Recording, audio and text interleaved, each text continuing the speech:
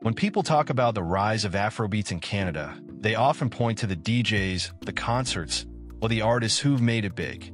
But behind all of that, behind every dance floor moment, every packed venue, and every chart-topping hit, there's a deeper story.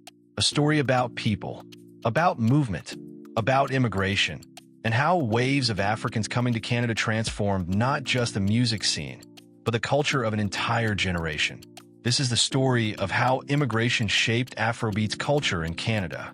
To understand where we are now, we have to go back a few decades. In the 1980s and 1990s, Canada began seeing an increase in immigration from African countries, Nigeria, Ghana, Kenya, Ethiopia, and beyond. Most of these immigrants came for education, safety, or opportunity. They were doctors, engineers, students, people chasing better lives. They came carrying more than just luggage. They came with rhythm, identity, and sound. But in those early years, there was no Afrobeats as we know it today. There was highlife, juju, makasa, and traditional African pop. In basements and community halls across Toronto, Ottawa, and Montreal, you'd hear the sound of home playing quietly at family gatherings. Those spaces, small, intimate, and full of nostalgia, became the first stages of Afrobeats culture in Canada. Fast forward to the 2000s, when the second generation of African immigrants started growing up in Canadian cities. These were kids who spoke Yoruba or Twi at home, but listened to 50 Cent, Sean Paul, and Drake at school. They were navigating two worlds, African by heritage, Canadian by environment. And out of that duality came something beautiful, a new identity that blended both.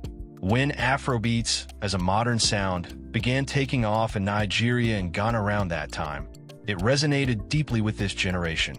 Artists like Banj, P-Square, and Wanda Cole weren't just making hits. They were speaking directly to the diaspora.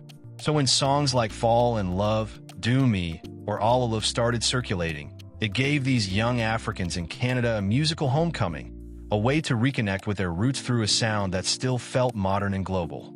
And that was the turning point. By the 2010s, the influx of new African immigrants coincided perfectly with the Afrobeats explosion.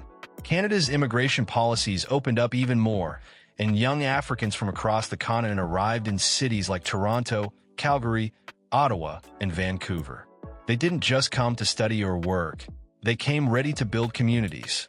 At universities like York, U of T, Carleton, and OWA, African Student Associations began organizing cultural nights, dinner galas, and, of course, Afrobeat parties. These events became the heartbeat of campus life for African youth. They weren't just about dancing, they were about belonging. And it wasn't long before these small events grew into full-fledged nightlife movements. That's where the names we know today, DJs like AJ Styles, Magic Flows, Havel, Damager, and Mendoza, came in. Many of them were also immigrants or children of immigrants who understood what this music meant. They weren't just spinning records, they were building bridges between Africa and Canada. Immigration didn't just bring people, it brought perspective. Africans arriving in Canada began to see that their culture wasn't something to hide, it was something to share. Through Afrobeats, they could express identity in a way that transcended language, religion, or background. For example, Nigerians, Ghanaians, Congolese, and Caribbeans began finding common ground through the music. In the club, there were no borders, just vibes. That unity created a new Black experience in Canada, rooted in pride and shared culture. And as the community grew, so did the demand. Immigrants started their own businesses, event promotion companies, clothing brands, restaurants, and African stores, all of which revolved around the growing Afrobeats movement.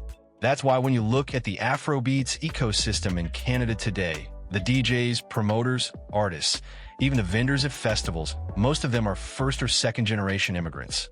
They took the struggles and sacrifices of moving to a new country and turned them into celebration, expression, and legacy. Then came the digital era. Streaming platforms and social media completely changed the game for African immigrants in Canada. Suddenly, they didn't need to rely on radio stations or labels to hear new music from home.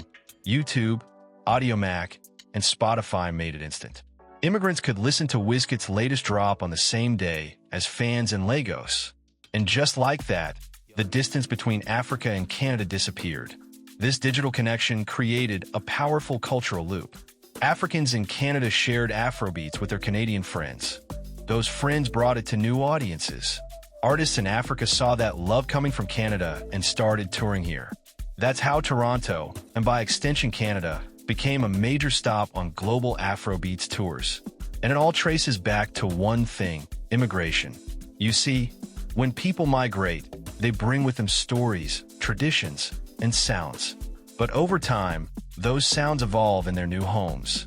That's exactly what's happening with Afrobeats in Canada. It's not just being imported, it's being redefined. Canadian artists with African roots, like Nonso Amadi, Tome, Teen, and AJ Styles, are creating music that merges Afrobeats with R&B, pop, and electronic influences. They're proof that the children of immigrants aren't just participating in the culture, they're shaping its future. Every beat they make, every lyric they write, carries the story of two worlds colliding, Africa and Canada, and the result is something truly global. But it's not just about the music. Immigration has also influenced the fashion, food, and language around Afrobeats culture in Canada. Events now feature Nigerian jollof, Ghanaian wache, Caribbean patties, and East African samosas, all in one place. People speak in a mix of accents, Toronto slang mixed with Pidgin, Patois, and Yoruba. You'll hear phrases like "Wagwan my G" and "How far bro" in the same sentence. That's the beauty of cultural fusion. Immigration turned Canada's Afrobeat scene into something bigger than nationality. It made it Pan-African. And yet, even as the music grows more global, the heart of it remains deeply personal. For many immigrants, Afrobeats represents home, the reminder of where their parents came from, of who they are. It's the sound that plays at weddings, birthdays, and cookouts. It's the soundtrack to their journey, from stepping off a plane for the first time to building new lives in a foreign land. So when you see the joy on people's faces at an Afrobeats concert in Toronto or Ottawa, know this: you're not just watching a party. You're witnessing generations of immigrants celebrating their story through sound. Immigration shaped the culture and continues to shape it every day. Every new wave of Africans coming to Canada brings fresh sounds, dances, and ideas. They join the existing community, add their flavor, and keep the scene alive and evolving. That's what makes Canada's Afrobeats culture so dynamic. It's not static. It's living, breathing, and always adapting, just like the immigrants who built it. So, as the next generation of Africans and Caribbeans grow up in Canada, one thing is clear: the legacy of immigration will always echo in every beat, every lyric, and every dance move.